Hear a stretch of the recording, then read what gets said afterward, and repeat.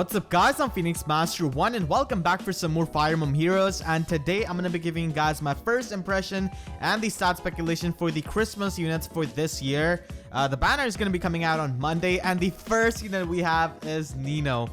So Nino is one of my favorite Fire Emblem characters, and she's one of the characters which I really got attached to when I played FE7 as a kid. I still use Nino a lot in my Ether raids, and she's one of the units which I've plussed and merged on both of my accounts. So really happy to see this alt and to see her so happy in this kind of festival. I'm not really the biggest fan of the armor class, I guess, for the general purpose use. And it's interesting to me that she is also a blue mage armor when we got Ileana a few months back. But at least she's not green color like her other two versions. So her weapon is kind of like Foresight Soul Lance because it can help you heal HP. Obviously it doesn't really heal as much HP as Soul Lance because that's a preferred weapon. So it heals 5 HP if you attack the enemy. You just have to attack them. You don't even need to do any kind of damage to heal that much health. And this is pretty good because this can be stacked up with Noontime, Soul, stuff like that to increase longevity of your unit. But the thing is that Nino, in my opinion, is appearing to be a bit more of an offensive unit. She's got Rally Attack Res Plus, which is fine, just another Rally Plus skill. Attack Speed Form and Bold Fighter. Now these two things, in my opinion, are a bit too contradictory because if you are already fast with Attack Speed Form, then you don't really need Bold Fighter. Special Fighter would be much better, but I guess Bold Fighter could be nice for breaking through stuff like Weary Fighter or something. And if you have Bold Fighter, it means that you don't really have enough speed. So that's why her base kit is a bit confused in that sense, but we'll see what happens. I personally think that she's going to be really fast, and the only reason why they've done this is because Special Fighter is already present on Sothis, so they want to have another skill on Nino to provide some kind of incentive, I guess, to pull for her or go for that color because she's got a different fighter skill. That's just my opinion, honestly, and she's got Armor March. Alright, so Nino is really happy. I really like her art, honestly. I'm gonna be summoning on this banner. Nino is the unit which I want. And I'm really excited for this banner actually, even though like this just has armor units. I mean, Christmas season is synonymous with armor units, it seems, and Fae. So she's gonna be attacking this Red Cavalier. Now the thing to note is that this Red Cavalier actually doubles Nino back. I personally think that this Red Cavalier just has quicker post, so that's why she's able to do that. And from my stat speculation, I think Nino is going to be having 35 base attack, somewhere around that, and 38 base speed. Once again, 1 or 2 points, can be up or down. I did calculate this based off the 4-star Red Cavalier that we are seeing. I think she's going to be fast to utilize attack speed form because it doesn't make sense for them to give a slow unit attack speed form. I think she's going to be having high resistance and low defense. And we did see in Ileana that she's going to be having 169 BST, somewhere around that. So that's my speculation out of Nino, just the offensive role which Nino is known for. I don't think they're going to be going away from that and making her tanky or something like that. It just doesn't suit her character, I guess. So yeah, that's Nino, definitely the unit I'm most excited about. Cannot wait to summon for her. And the next unit we have is Sothis. So this is really unexpected. The first 3 houses alt we get is Sothis herself. Wow, okay, so she's a green armor dragon. And because we are in Gen 4, I think that she's going to be having over 180 BST. I think this time, Intelligent Systems are going to do it. And they're going to have a unit with more than 180 BST. Up until now, 180 BST has been the cap. But I think they're going to be making her into a trainee Gen 4 armor dragon. So she has got this weapon, Snow's Grace, which is a preferred weapon.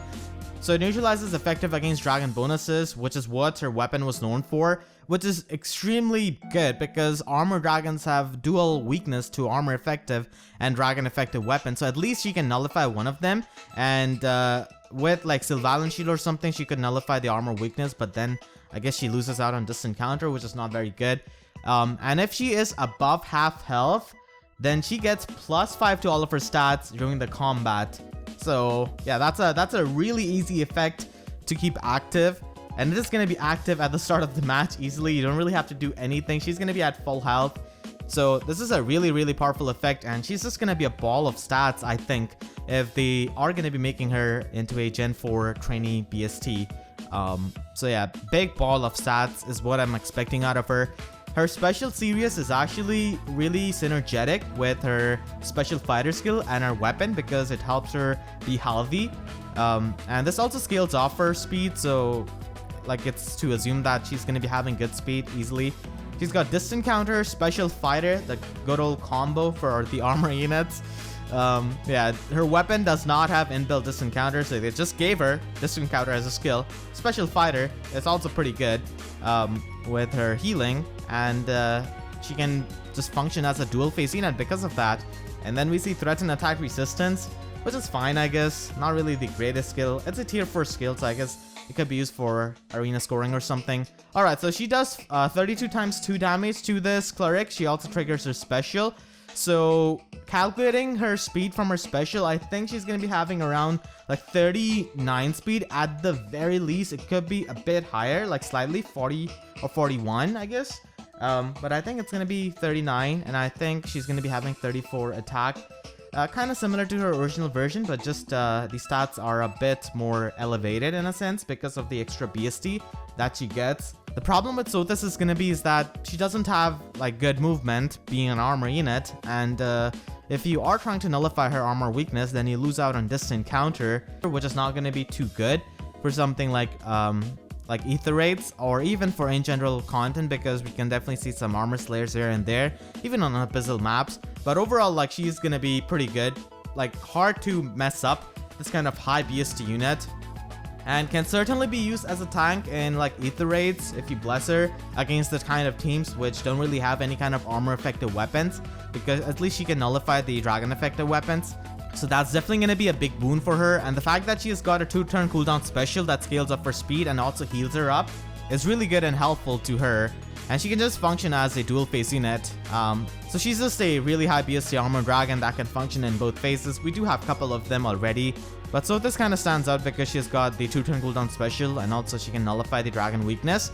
And then we have got Zephiel. Oh my god, I really didn't expect this. I loved this surprise, honestly. Young Zephiel from FE7. He's again a sword armor. I love the fox which he has got in his hand.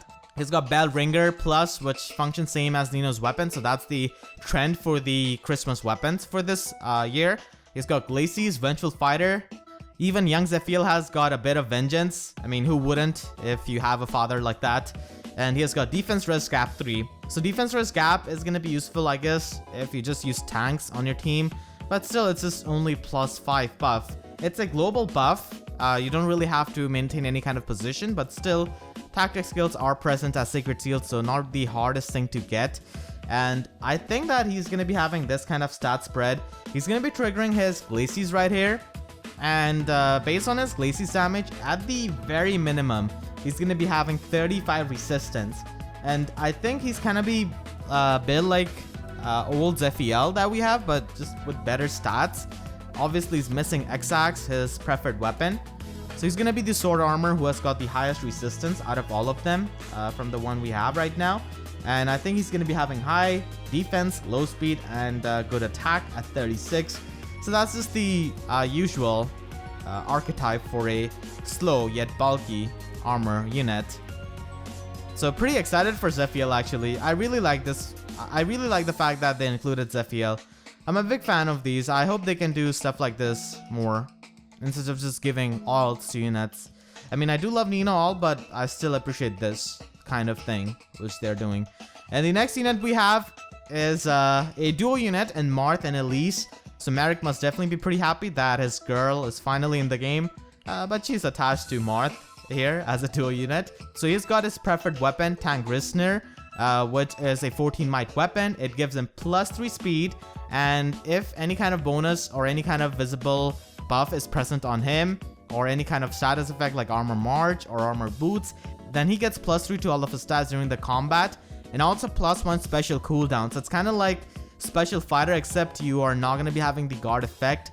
Instead, you get +3 to all of your stats. So it's kind of like that. And he has got Fire Emblem as a special from his legendary alt. Didn't expect this, but okay. Attack speed form again, which Nino has got. and Daring Fighter 3. So this is a new fighter skill.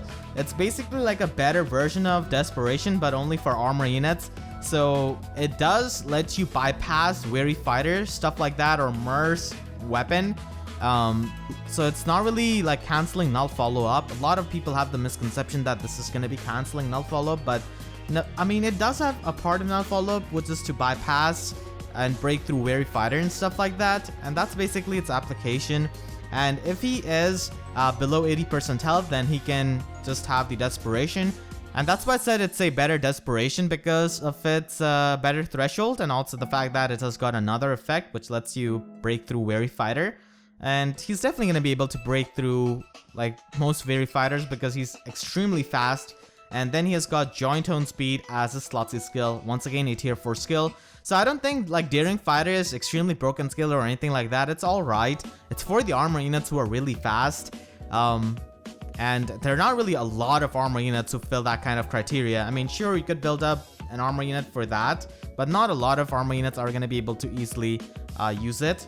Overall, Marth does have good synergy in his base kit. Fire Emblem and Joint Tone Speed do synergize well with his preferred weapon, and his preferred weapon is pretty good actually. So here he's going to be attacking, and he's going to be taking out this Lance Cavalier, and here we can see his duo effect, and we can also see the stats of Marth, and I'm going to be pausing here so that you can see the stats.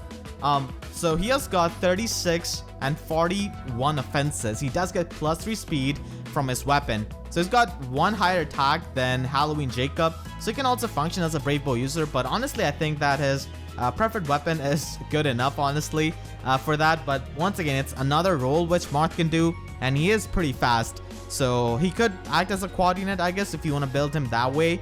Doesn't really have the bulk of Halloween Jacob in a sense. Because of having less resistance, but that speed is definitely going to be helping you with your bulk, avoiding doubles and stuff like that. So Marth is just appearing to be a really powerful unit, but once again, the movement issue does lie there, and also the armor effective weakness. So he is going to be using the duo skill. This duo skill gives +3 to all of these stats to armor units and flying units. As you see, Gordon gets absolutely nothing. He's still yelling Mars from the distance. He doesn't get any benefit from there. And you also get bonus doubler along with +3 to all of your stats. So that's pretty decent, I guess. It's nothing really too broken in my opinion. Once again, this is my opinion. I think Duo Hector still has the best duo effect. And this is not like a must-have kind of duo unit or duo effect, personally. I mean, bonus doubler is really, really good. It's really, really powerful as a support tool. And you could, I mean, I do understand the fact that you cannot use Legendary Eliwood in every season in Ether raids because of that restriction, and there Marth could be useful as that kind of support unit in providing that bonus doubler status effect. But still, you know, he is armor unit, and that low movement is not going to be helping you getting pots and stuff like that in Ether raids. So once again, that's the thing. So here he's going to be taking out this Red Cavalier, and that's why I think this Red Cavalier has got quicker post, because this guy also doubles Marth, who is literally a speed god. So yeah, that's why I think like Nino is going to be fast. And this guy just has quicker post, that's it. So he's going to be taking out this Red Cavalier. It's honestly a really adorable art. I love this. So that's Marth, another really, really powerful archer. So he completely steals any kind of niche that Halloween Niles had, being a fast armor archer. So yeah, that's that. Halloween Niles is crying. And Marth is also colorless unit, so he has better nuking potential than Halloween Niles, who is just locked to blue color. So just, you know, just another really powerful archer. In my opinion, Legendary Alm is still the best archer. Because of the fact that he can cut through tanks like a knife cuts through butter. So that's really, really effective and really threatening. So yeah, he's definitely going to be a powerful unit. Another duo unit that we get from this seasonal banner. Honestly, I'm most excited about Nino. And speaking of Nino, his potential husband, I guess you could say, if you do ship them, and most people do ship them, is also on this banner. He's going to be given out as a Tempest Trial reward. Tempest Trial does begin from next Tuesday, I believe. So he's a green armor dagger, which is pretty interesting. Last year we got Winter Cecilia as a colorless armor dagger. So he's probably going to be having same weapon as Nino, like the effect of it at least. I'm really interested in seeing what kind of stat spread he has got. Hopefully he doesn't have like low attack, please no.